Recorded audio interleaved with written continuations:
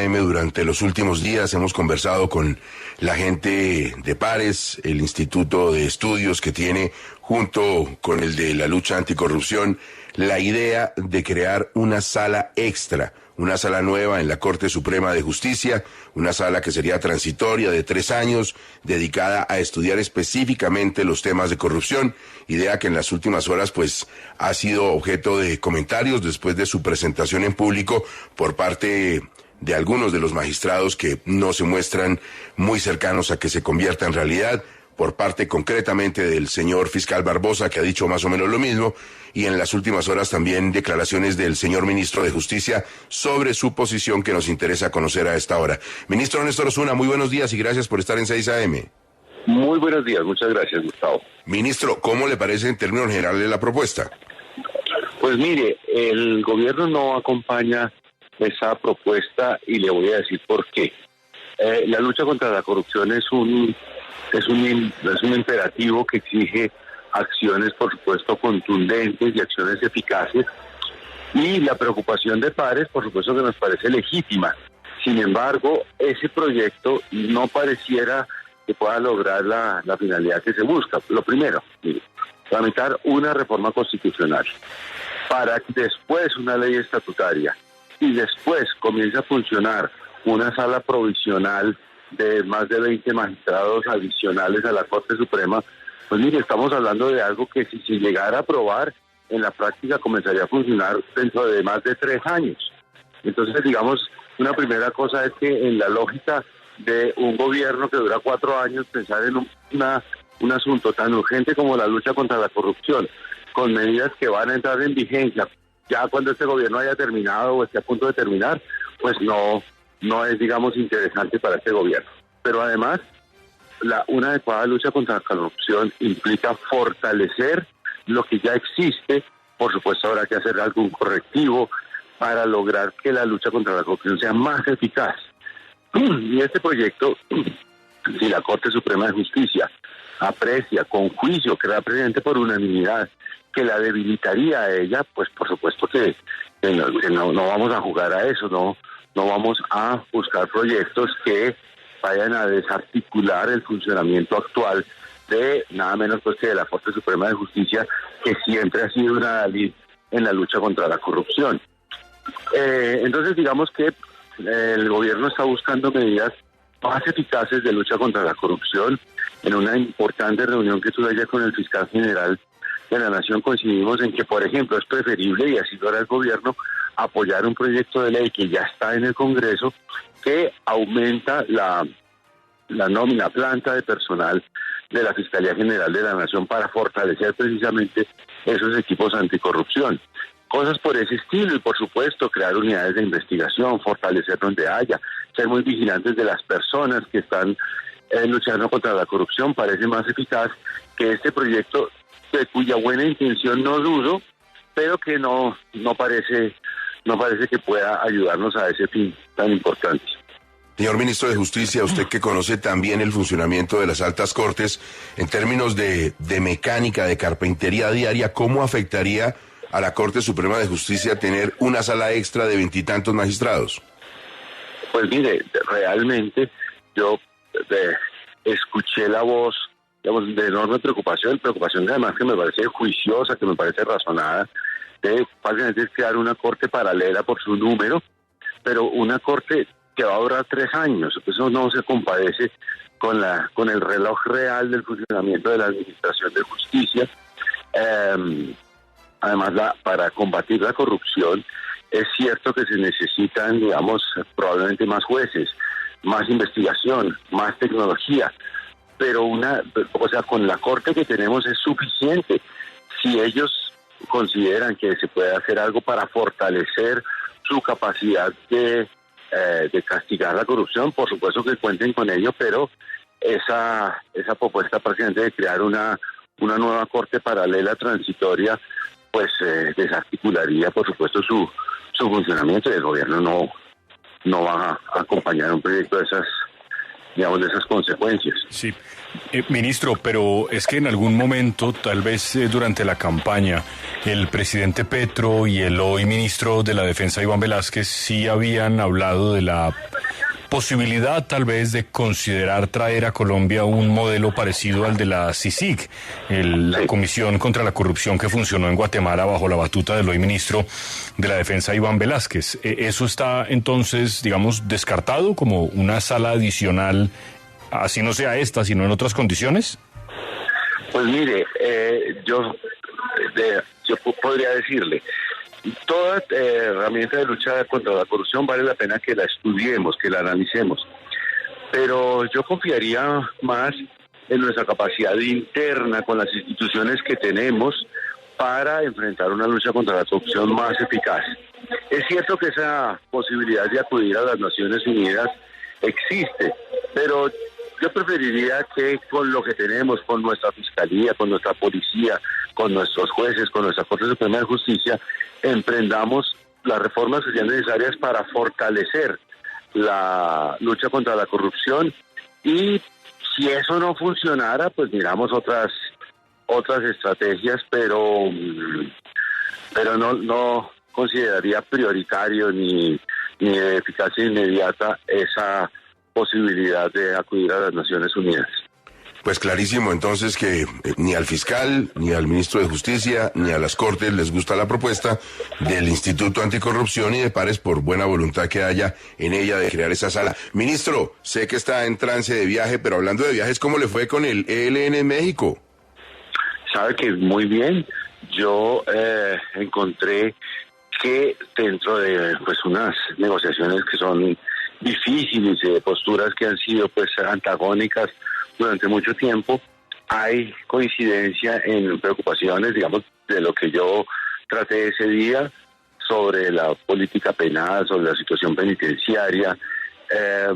Encontré también en la mesa de diálogos una enorme voluntad muy genuina de superar escollos, de crear confianza, claro, entre dos partes que han sido enemigas durante muchos años y que además tienen un historial de fracaso en diálogos anteriores. Entonces hay desconfianzas, hay diferencias, pero un ánimo muy persistente de superarlas y de seguir avanzando para conseguir la paz. Esas negociaciones son difíciles, cualquier pasito es muy complicado, pero bueno, creo que ahí pusimos un granito de arena para que los diálogos continúen y se vaya construyendo un acuerdo de paz que ojalá llegue pronto.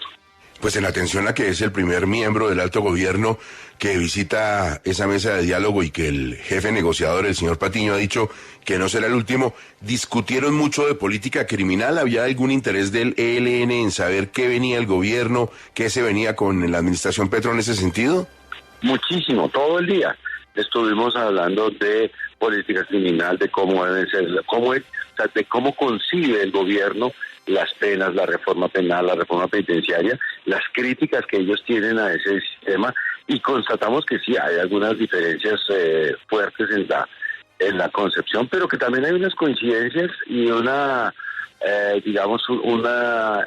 análisis de la evidencia de nuestro sistema penitenciario que tanto a ellos como a nosotros nos advierten que eso hay que reformarlo, hay que cambiarlo, y además que hay que cambiarlo más o menos en ese mismo sentido de tener un sistema penitenciario que realmente permita que se disminuya la criminalidad, y hay una preocupación también evidente en ellos por un sistema carcelario menos cruel, digamos, menos traumático que tenemos en la actualidad. Y sí, ellos conocían el proyecto de gobierno, pero perfectamente, desde que lo han estudiado, lo han leído, están absolutamente pendientes de toda la actualidad nacional, y fue una discusión franca, cortés, por supuesto, con diferencias, pero también con cercanías. Ministro, en un foro que estaba liderando esta casa, Prisa, con la Universidad Externado, se le preguntó al ministro Prada si había alguna posibilidad de que el gobierno considerara la posibilidad de darle un tratamiento político, un reconocimiento político a Iván Márquez. El ministro Prada contestó que había limitaciones de carácter legal, pero que la puerta no estaba cerrada. ¿Usted está de acuerdo? ¿Se podría tratar a Márquez todavía con un reconocimiento político a pesar de haber desertado del acuerdo?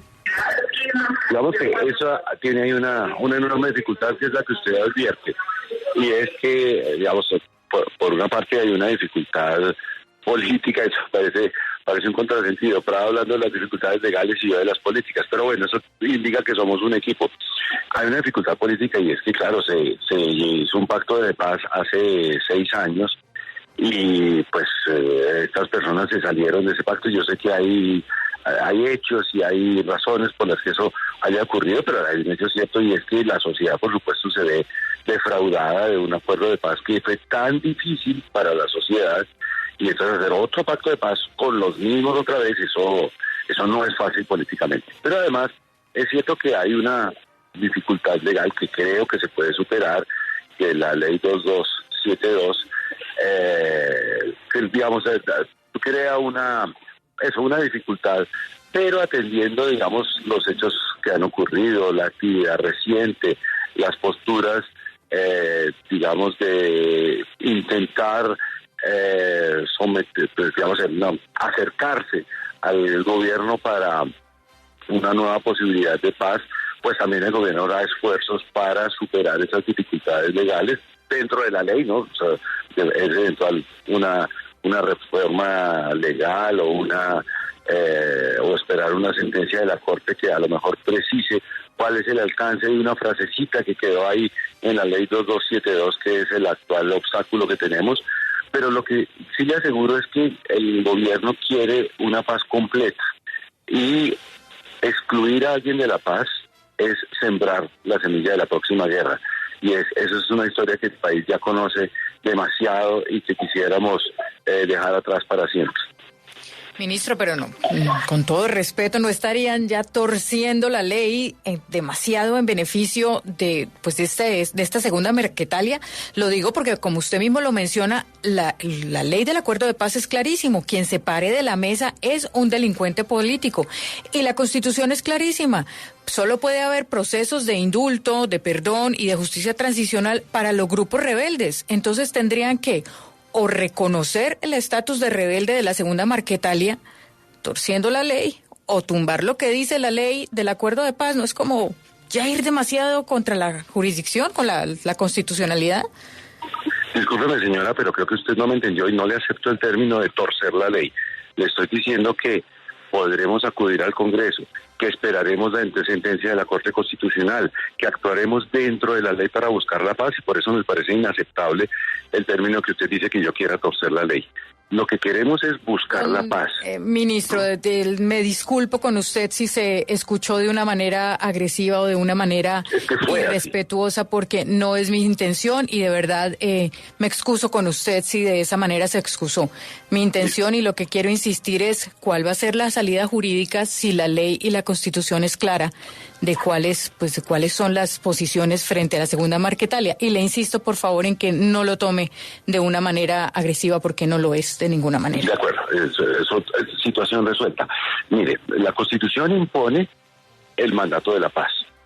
La ley 2272 también. Y es evidente que hay un problema jurídico y político con unas personas con las que se celebró un proceso de paz hace muy poco, se llegó a un pacto de paz hace poco y lo abandonaron.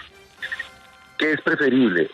¿Mantener una guerra con ellos porque traicionaron la paz, o buscar una forma de conseguir la paz?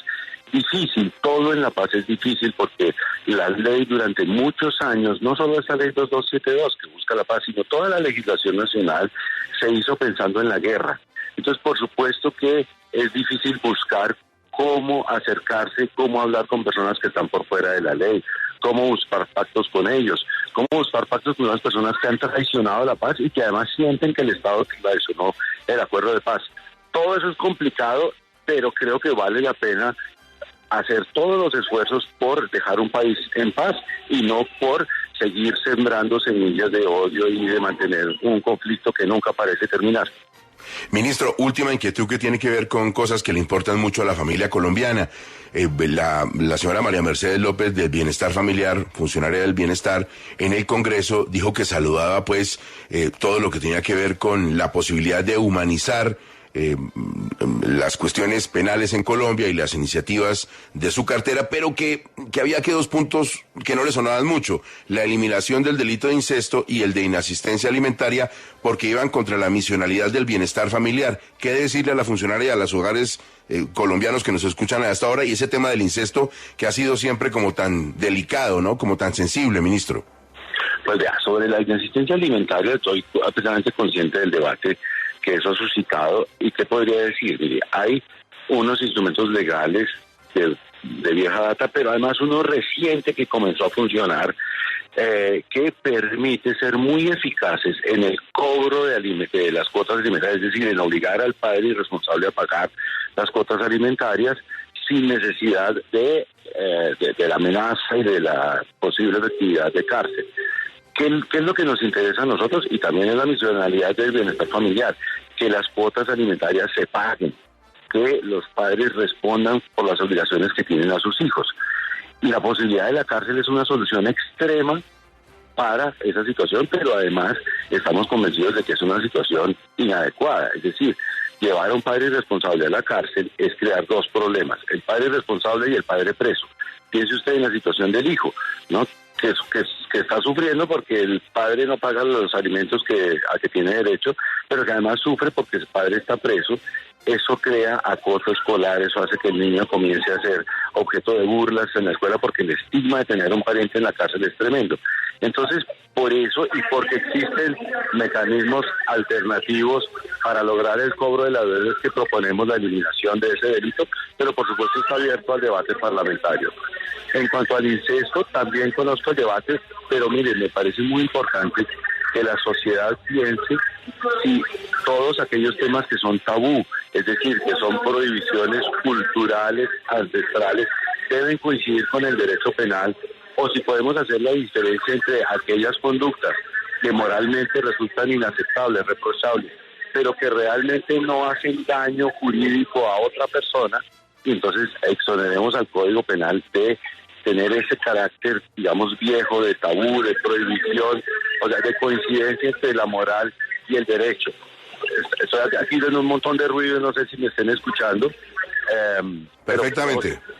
Bueno, pues esas son, digamos, como las ideas que nos han llevado a ello, y mantenemos la convicción de que son propuestas razonables y el Congreso decidirá. Y por supuesto hay pluralidad de voces, eso es evidente y no es motivo de preocupación. Ministro, muy gentil usted con la audiencia de Caracol Radio, que madruga a escucharlo, a entender todo lo que tiene que ver con esas posibilidades en la justicia, esos acercamientos con el ELN para compartir la política criminal. Y le deseo un feliz vuelo, ministro. Muchas gracias. Muy amable, muchas gracias. Hasta luego.